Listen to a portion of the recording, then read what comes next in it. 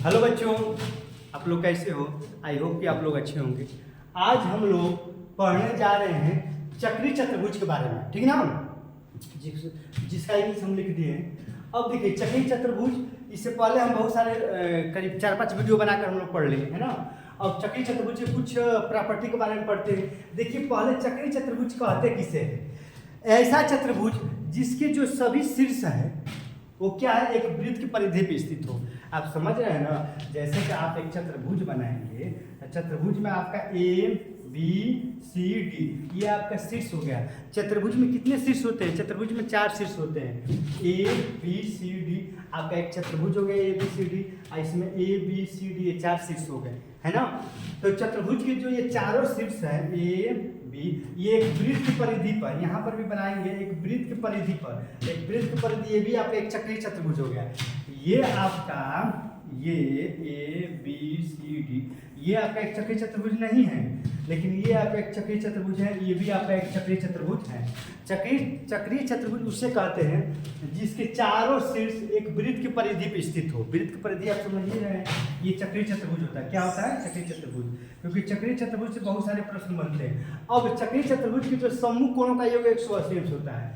ये कोण और ये कोण, इन दोनों कोणों का योग 180, यानी कोण ए और कोण सी, कोण ए प्लस कोण सी बराबर कितना? 180। अब कोण बी और कोण डी, इन दोनों कोणों का योग कितना होता है? 180 अंश होता है ना। तो आई होप कि आप समझ गए होंगे कि चक्रीय चतुर्भुज किसे कहते हैं, जिसके चारों जो शीर्ष है वो वृत्त की परिधि पे स्थित हो, है ना, वो चक्रीय चतुर्भुज कहलाते हैं। और चक्रीय चतुर्भुज के सम्मुख कोणों का योग, ये कोण इनके इन दोनों कोणों माने इन दोनों कोणों का योग 180 अंश होता है, इन दोनों कोणों का योग 180 अंश होता है। और चक्रीय चतुर्भुज में ये भी है, तो अगर इसको आगे अगर थोड़ा सा आगे बढ़ाएंगे तो ये कोण इस कोण के बराबर भी होता है ना। इसको मान लीजिए आप P मान लीजिए, यानी कोण बी सी, देखिए यहाँ पर बी सी पी बराबर किसके बराबर हो? कोण ए के बराबर। देखिए यहाँ पर ये कुछ प्रॉपर्टी है, अगर ये चक्रीय चतुर्भुज होगा तो ये जो कोण है ये बाह्य कोण है, ये चक्रीय चतुर्भुज है ना, तो चक्रीय चतुर्भुज के ये अंतः कोण है, अंदर वाला ये बाह्य कोण है, तो ये जो कोण है सम्मुख इन कोण के बराबर होगा। तो ये कोण इस कोण के कोण ए के बराबर होगा, है ना, ये कोण इस कोण के बराबर होगा, यानी कोण बी सी पी किसके बराबर होगा? कोण ए के बराबर होगा, है ना। तो आई होप कि आप समझ गए होंगे चक्रीय चतुर्भुज के बारे में। बस इतना काफी है ना। अब चलिए इसके बाद एक और चतुर्भुज के बारे में पढ़ते हैं। अब देखिए यहाँ पे ये पतंग चतुर्भुज, है ना। देखिए ये भी महत्वपूर्ण है, पतंग चतुर्भुज के बारे में पढ़ते हैं, है ना। देखिए पतंग चतुर्भुज, तो पतंग चतुर्भुज को इंग्लिश में क्या कहते हैं? काइट। काइट में पतंग होता है, क्वाड्रिलेटरल, है ना। ये आपका काइट क्वाड्रिलेटरल है, पतंग चतुर्भुज है ना। अब इसके कुछ प्रॉपर्टी, कुछ गुण के बारे में पढ़ते हैं। देखिए जो आप पतंग नहीं उड़ाते हैं तो वही तो है यार, वही तो जो पतंग उड़ाते हैं वो भी एक प्रकार का चतुर्भुज है। पतंग ऐसा ही होता है ना, आप समझ रहे हैं, पतंग ऐसा ही होता है कि नहीं? देखिए यहाँ पर ये है ना, ये वाला थोड़ा सा ये लंबा और लंबा, इसी तरह पतंग होता है कि नहीं?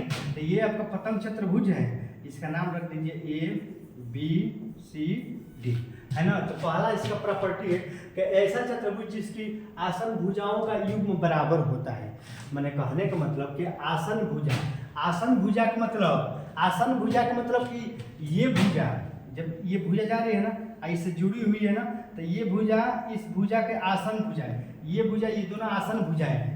तो आसन भुजाएं क्या होती है? आसन भुजाएं का युग्म क्या होती है? बराबर होती है। यानी कहने का मतलब कि BC जो है किसके बराबर होगा? CD के बराबर होगा। समझ रहे हैं ना? ये जो BC है वो BC किसके बराबर होगा? CD के बराबर होगा। और आपका AB जो है वो किसके बराबर होगा? देखिए यहाँ पर AB जो है, AB किसके बराबर होगा? बताओ?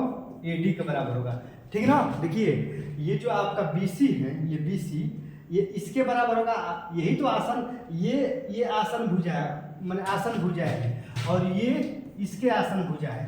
तो ये वाला इसके बराबर होगा, ये वाला इसके बराबर होगा। यही पहली आपका जो पहला प्रॉपर्टी उसमें कहा है। दूसरा का में प्रत्येक कोण 180 अंश होता है। देखिए पतंग चतुर्भुज में जो भी कोण होते हैं वो 180 अंश से कम होते हैं, ना कि अगर आप ऐसा देखिए, अगर आप ऐसा चतुर्भुज बना देंगे, ऐसा, है ना, अगर आप ऐसा बना देंगे, देखिए मान लीजिए देखिए, अब यहाँ पर जो भी देखिए आप जानते हैं ना कि जब एक रेखा पर जाते हैं तो एक रेखा पर कितना अंशकोण बनता है, 180 अंशकोण बनता है ना। अगर इसी को थोड़ा सा अगर हम मोड़ दे, अगर ऐसा कहें, है ना, ऐसा, तो अगर हम कहेंगे कि ये एक पतंग चतुर्भुज है कि नहीं, है ना, तो आप कहेंगे पतंग चतुर्भुज है। क्यों? क्योंकि अगर ऊपर ये जाएंगे ये वाला, तो ये तो 180 अंश अधिका होगा कि नहीं, 180 अंश से। लेकिन अंतः कोणों की बात कर रहे हैं, प्रत्येक कोण 180 अंश कम होता है, वो भी अंतः कोण। अगर यहाँ पर जाएंगे तो 180 अंश कम ही ना है, ये भी 180 अंश कम है, ये भी 180 अंश, ये भी 180 अंश कम होता है ना। ये भी हो गया। तीसरा का विकर्ण परस्पर लंब समद्विभाजित करते हैं। विकर्ण समझ रहे हैं ना, जैसे कि आपका एक पतंग चतुर्भुज है ना, तो इसका आप विकर्ण देखिए, ये आपका विकर्ण हो गया, ये आपका विकर्ण हुआ ना। तो विकर्ण क्या होते हैं, लंब भी होते हैं, समद्विभाजित भी होते हैं। समद्विभाजित मतलब लंब माने ये 90 अंश का कोण बनाते हैं, कितना, 90 अंश का। और समद्विभाजित माने समान दो भागों में विभाजित भी होता है। जैसे कि इसका नाम आप ए बी सी और डी रखिए, और यहाँ पर जहाँ पर कट रहा है आप इसको मान लीजिए ओ, जहाँ पर कट रहा है ओ मान लीजिए। तो आपका ओ ए, देखिए ओ ए किसके बराबर होगा, ओ ए आपका ओ सी के बराबर हो जाएगा, और ओ बी किसके बराबर होगा, ओ बी आपका ओ डी के बराबर होगा, है ना। और ये लंब भी होते हैं, ये भी आपका प्रॉपर्टी हो गया। अब देखिए यही यहाँ पर लिखा है, तो बड़ा विकर्ण छोटे विकर्णों को लंब समद्विभाजित करता है। कहने का मतलब ये छोटा विकर्ण हुआ और ये बड़ा विकर्ण हुआ, तो बड़ा जो छोटा विकर्ण है वो बड़े विकर्ण पर लंब होते हैं, समद्विभाजित में समान दो भागों में विभाजित भी होते हैं, जो यहाँ पर लिखिए। अब इसका क्षेत्रफल देखिए यहाँ पर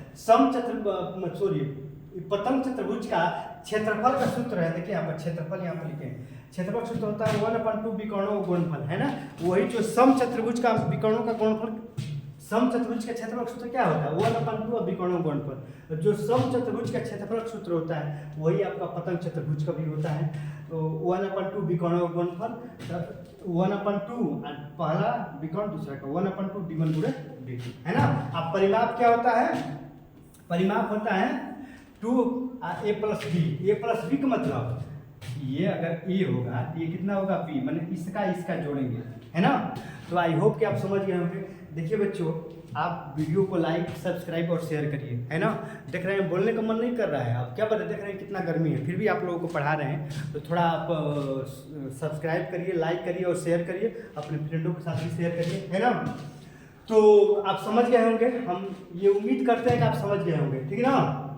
अब देखिए परिमाप समझ रहे हैं ना, परिमाप में अगर ये भुजा ए होगा, अगर ये बी होगा, तो इसको जोड़ के इसमें 2 से गुणा कर दीजिए। अच्छा हम ये भी बताएं कि परिमाप का मतलब क्या, सभी भुजाओं का योग। परिमाप में तो सभी भुजाओं का योग, अगर ये एक है तो ये भी एक होगा, अगर ये बी है तो ये भी है। तो सभी भुजाओं को जोड़ो, देखो ए + ए और बी + बी, अरे सबको जोड़ेंगे ना तो ए आ बी और बी सबको जोड़ेंगे तो यही तो होगा। अब देखो यहाँ पर ए 2a और बी 2b, इसमें से 2 काम मान लेंगे तो क्या होगा, a + b। आगे एक नहीं परिमाप, आगे देखो यही तो परिमाप है, 2a + b। तो हम आपको शुरू में ही अच्छे से बताया कि परिमाप का मतलब क्या होता है, सभी भुजाओं का योग ही परिमाप होता है ना। तो आई होप कि आप समझ गए होंगे। और कुछ है, और कुछ तो नहीं है ना। तो देखिए बच्चों, हम बहुत पढ़ लिए, देखिए इसके बारे में हम लोग पढ़ लिए, अभी पढ़े ही हैं, इसके भी बारे में हम लोग पढ़ लिए हैं ना। इसके भी बारे में अच्छे से हम लोग सम चतुर्भुज के बारे में भी पढ़ लिए हैं, इसके भी बारे में पढ़ लिए हैं, ठीक ना। और इसके भी बारे में पढ़ लिए हैं, इसके भी बारे में हम लोग पढ़ लिए हैं, ठीक ना। और इसके भी बारे में पढ़ लिए हैं, ठीक ना। और इसके भी बारे में कहाँ गए यार, हाँ इसके भी बारे में पढ़ लिए हैं, ठीक ना। तो अगर आप लोग अगर वीडियो को अच्छे से नहीं देखे होंगे तो हम बहुत सारे पार्ट को छोटे 5 मिनट 60 मिनट 10 मिनट करके हम वीडियो बनाए हैं। अब इसको जाकर आप लोग देख लीजिएगा, नहीं तो आप कमेंट करिएगा। टोटल एक ही वीडियो में हम लगभग 40 से 50 मिनट को होगा एक वीडियो बड़ा सा, और उसी में टोटल हम चतुर्भुज के बारे में अच्छे से बता देंगे, है ना। तो आप जैसा कमेंट करेंगे वैसा हम करेंगे, बाकी आप हमारा सपोर्ट करिए। जय हिंद।